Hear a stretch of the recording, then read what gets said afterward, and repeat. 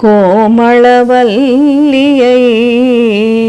அல்லியன் தாமரை கோயில் வைகும் ஞாமளவல்லியை ஏதமிலாளை எழுதறிய சாமளமேனி சகல கலாமயில் தன்னை தம்மால் ஆமளவும் தொழுவார் எழுபாருக்கும் ஆதிபரே.